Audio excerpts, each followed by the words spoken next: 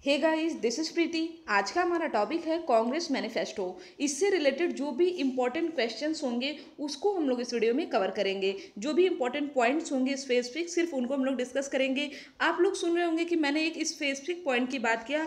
ऐसा इसलिए मैंने कहा क्योंकि जो मैनिफेस्टो है यह कुल 54 पेजेस का है और 54 पेजेस को 15 से 20 मिनट में पढ़ पाना थोड़ा सा मुश्किल है। इस वजह से जो स्पेसिफिक पॉइंट्स होंगे जो हमारे लिए इंपॉर्टेंट है, जो हमें समझ में आए या जो अच्छे से क्लियर किया गया है, सिर्फ हम उन्हीं पॉइंट्स को इस वीडियो में डिस्कस करेंगे। तो एक बात याद रखिएगा, आपका कोई भी इंपॉर्टेंट पॉइंट छूटने वाला नहीं है। इसको हम लोग इस वीडियो में कवर करेंगे। हालांकि मैं आपको एक बार मैनिफेस्टो दिखा देती हूँ और इसको एक जो ओरिजिनल मैनिफेस्टो है वो 54 पेजेस का है, ठीक। और यह इंग्लिश में लिखा हुआ है। मैं आपको पूरा का पूरा मैनिफेस्टो हिंदी में समझाऊंगी और सिंप्लीफाई करके मैंने उसको एक शॉर्ट नोट्स में रेडी कर दिया है। तो आइए देखते हैं पहले कि हमारा ओरिजिनल मैनिफेस्टो क्या है।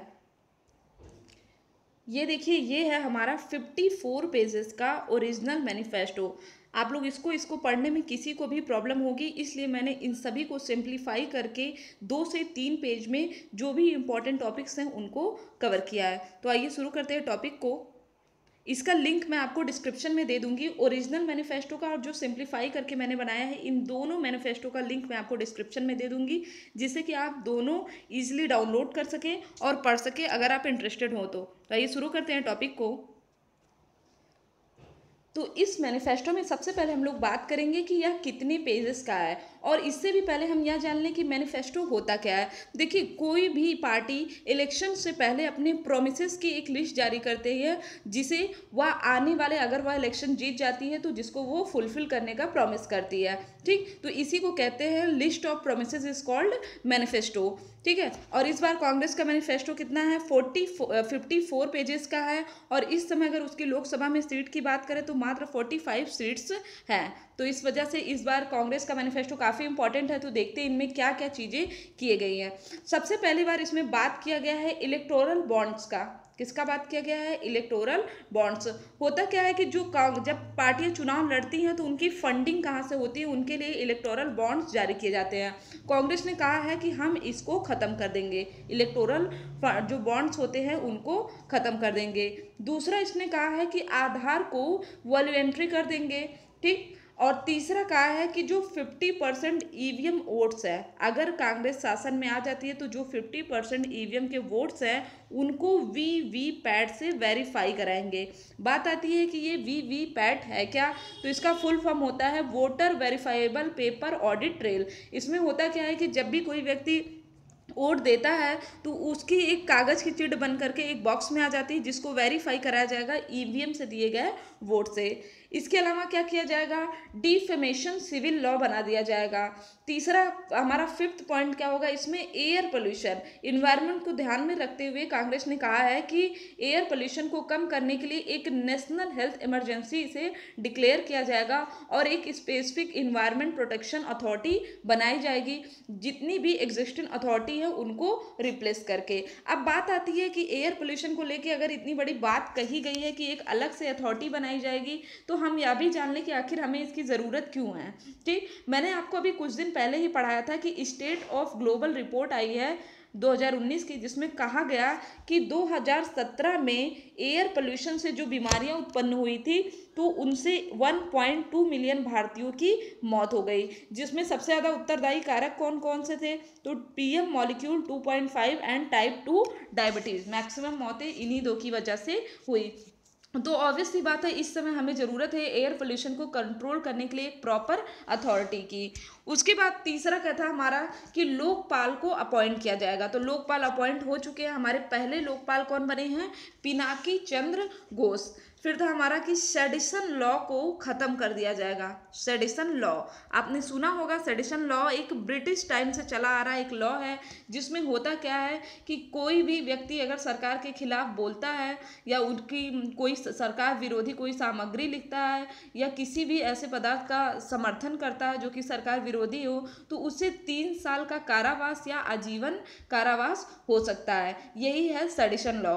इसको लाए कौन थे, इसको लाया गया था ब्रिटिशर्स के द्वारा उस समय जो क्रांतिकारी थे उनकी आवाज़ को दबाने के लिए। लेकिन अभी भी इसको ख़त्म नहीं किया गया, बल्कि जो भारतीय कानून संहिता का अनुच्छेद आर्टिकल हमारा 120A है, 124A है, उसमें इसको परिभाषित किया गया है। ठीक है, आर्टिकल 124A में इसको परिभाषित किया गया है। उसके बाद था हमारा इंटरनेट शटडाउन को रोकने के लिए नया कानून लाया जाएगा। क्या है हमारा? Internet shutdown. तो सबसे पहली बात तो हमें ये देखना है कि आखिर ये इंटरनेट शटडाउन होता क्या है। आपने कभी कभी सुना होगा कि पूरे भारत में इंटरनेट व्यवस्था ठप पड़ जाती है, जिसकी वजह से नुकसान भी बहुत बड़े लेवल का होता है। अगर हम लोग एक रिपोर्ट पढ़े तो उसमें बताया गया है कि जनवरी 2016 से लेकर के मई 2018 तक भारत में 154 टाइम्स इंटरनेट शटडाउन हुआ, जिसकी वजह से भारत को कुल 21,336 करोड़ रुपए का नुकसान हुआ है। ठीक, तो अपने आप में ये बहुत ही बड़ा अमाउंट है।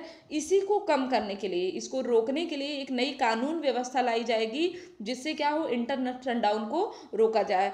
भारत में कितनी बार हुआ है? 154 बार। पाकिस्तान की बात करें तो पाकिस्तान में 19 बार हुआ है। थोड़ा सा रिपोर्ट देखते हैं। जब पहली बार इंटरनेट शटडाउन भारत में हुआ था तो वह समय था 2012 का, और उसमें पूरे साल में 9 घंटे के लिए इंटरनेट शटडाउन हुआ था। 2013 की बात करें तो इसमें 360 घंटे के लिए हुआ था। 2014 की बात करें तो 114 घंटे के लिए। तो आप लोग देख रहे होंगे कि जो इंटरनेट शटडाउन की रेट है यह डे बाय डे बढ़ती ही जा रही है, जिसकी वजह से भारत को बहुत नुकसान होता है। भारत क्या, कोई भी कंट्री हो, अगर वहाँ पे इंटरनेट शटडाउन होता है तो उससे उनको नुकसान होना ही है। इस वजह से इंटरनेट शटडाउन को रोकने के लिए नया कानून बनाया जाएगा और इसको ख़त्म किया जाएगा। जो फोर्थ हमारा काम है इम्पोर्टेंट, वो है ग्रीन बजट। आपको पता है कि इन्वायरमेंट कितना तेज़ी से पोल्यूट हो रहा है, तो इसके लिए बजट में ग्रीन बजट को शामिल किया जाएगा और देखा जाएगा कि हर साल जब भी बजट आता है और उसमें इन्वायरमेंट के लिए जो चीज़ें लाई जाती हैं उनसे कितना ग्रोथ हो रहा है या कितनी चेंजेस आ रहे हैं इन्वायरमेंट को सेव करने में। ठीक, फिर है हमारा पांडिचेरी, जो कि एक केंद्र शासित प्रदेश है, उसको पूर्ण राज्य देने का वादा किया गया है, पूर्ण राज्य का दर्जा देने का वादा किया गया है। उसके बाद आंध्र प्रदेश और जो हमारी नॉर्थ ईस्ट राज्य है उनको स्पेशल कैटेगरी का स्टेटस दिया जाएगा। इसमें आप लोग एक चीज़ नोटिस करेंगे, दिल्ली जो कि भारत की राजधानी है, अभी उससे भी पूर्ण राज्य का दर्जा नहीं मिला है, और इसके लिए बार बार जो अलग अलग पार्टियां वो मुद्दा उठाती है, लेकिन इस मैनिफेस्टो में इसके बारे में कोई भी बात नहीं किया गया है कि दिल्ली को पूर्ण राज्य का दर्जा दिया जाएगा कि नहीं। फिर है हमारा जो इंपॉर्टेंट मुद्दा चल रहा है इस समय, सिटीजनशिप अमेंडमेंट बिल। क्या है? Citizenship amendment bill. कांग्रेस ने कहा है कि इसको खत्म कर दिया जाएगा। अब तो सबसे पहले तो हमारे सामने क्वेश्चन ये आता है कि सिटीजनशिप अमेंडमेंट बिल है क्या। इसमें देखिए, जो नागरिकता कानून 1955 है ये अभी बिल है। यहाँ पे एक चीज़ नोटिस करिएगा, ये बिल है, अभी कानून नहीं बना है, मात्र एक बिल है। लेकिन कांग्रेस ने बोला हम इस बिल को ही ख़त्म कर देंगे, जबकि ऑन द अदर हैंड अगर हम लोग बात करें बीजेपी गवर्नमेंट की तो उन्होंने कहा है कि इस बिल को लाया जाएगा, क्योंकि अभी ये बिल है, कानून नहीं बना है, अभी पास नहीं हुआ है। तो देखते हैं कि है क्या ये बिल। इसमें बताया गया है कि जो अफगानिस्तान, पाकिस्तान, बांग्लादेश के हिंदू, सिख और बौद्ध, जैन, पारसी, ईसाई धर्म को मानने वाले जो अल्पसंख्यक समुदाय है, हालांकि इसको देखा जाए तो यह एक रिलीजियस बेस्ड बिल है, उनको 12 साल के बजाय 6 साल अगर वो भारत में गुजार लिए हैं तो उनको बिना उचित दस्तावेज के भारत की नागरिकता मिल जाएगी, जिसकी वजह से जितने भी नॉर्थ ईस्ट के हमारे स्टेट्स हैं उन्होंने इसका बहुत ज़्यादा विरोध किया है। इनफैक्ट बहुत से लोग इस बिल का विरोध कर रहे हैं। ठीक, तो देखते हैं क्या होता है। अगर बीजेपी गवर्नमेंट आएगी तो यह बिल पास होगा, कांग्रेस आएगी तो यह बिल नहीं पास होगा। उसके बाद है अगला हमारा, कांग्रेस ने प्रायोरिटी दिया है किसको? एजुकेशन को। इसने प्रायोरिटी दिया है किसको? एजुकेशन को, हेल्थ केयर को, साइंस एंड रिसर्च को। इन्होंने कहा है कि एजुकेशन अगर इनकी गवर्नमेंट आती है तो ये 6% ऑफ जीडीपी कहाँ पे स्पेंड करेंगे? एजुकेशन पे। 3% ऑफ जीडीपी कहाँ पे स्पेंड करेंगे? हेल्थ केयर पे। एंड साइंस एंड रिसर्च के सेक्टर में 2% ऑफ जीडीपी करेंगे। कब तक? 2023-24 तक। वर्तमान में इसका क्या सिनेरियो है? वर्तमान में इसका सिनेरियो है 3.5% एजुकेशन पे खर्च हो रहा है, जिस पे इन्होंने 3% कहा, उसमें 1.5% खर्च हो रहा है 2018 के जीडीपी की अगर हम लोग बात करें। उसके बाद अगला हमारा आता है जॉब वैकेंसीज, क्योंकि अगर आप स्टूडेंट हैं तो सबसे ज़्यादा इम्पोर्टेंट है जॉब वैकेंसीज। आपको मैंने एक रिपोर्ट बताया था और उसमें पढ़ाया था कि 45 साल में बेरोजगारी दर हाईएस्ट पे पहुंच चुकी है। ठीक है, 2018 में पिछले 45 साल में बेरोजगारी दर कितनी हो चुकी है, हाईएस्ट पे। तो ऑब्वियस सी बात है जॉब वैकेंसीज भी हमारे लिए काफ़ी इंपॉर्टेंट रोल अदा करने वाले हैं इस मैनिफेस्टो में। और इसमें बोला गया है, विद डेडलाइन के साथ बोला गया है कि अगर कांग्रेस की गवर्नमेंट आती है तो मार्च 2020 तक सेंट्रल गवर्नमेंट की जितनी भी वैकेंसीज हैं उनको क्लियर किया जाएगा। इसके अलावा जनवरी 2020 तक जितने भी गवर्नमेंट जॉब्स हैं उनको कंप्लीट किया जाएगा और नवंबर 2020 तक पुलिस की जो भी वैकेंसीज हैं उनको क्लियर किया जाएगा। साथ ही साथ जो हॉस्पिटल्स हैं, पब्लिक हॉस्पिटल्स, उनको भी वहाँ पे भी जितनी ज़रूरत होंगी उन वैकेंसियों को भी क्लियर किया जाएगा।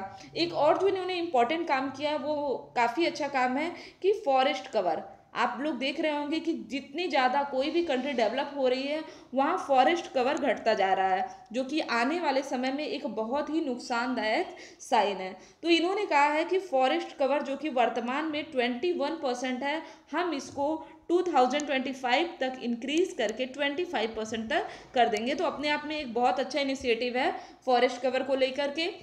और दूसरा जो इन्होंने इन्वायरमेंट के लिए कहा था कि एक अलग से अथॉरिटी बनेगी, तो काफ़ी ध्यान दिया गया इस चीज़ पे, काफ़ी अच्छी बात है।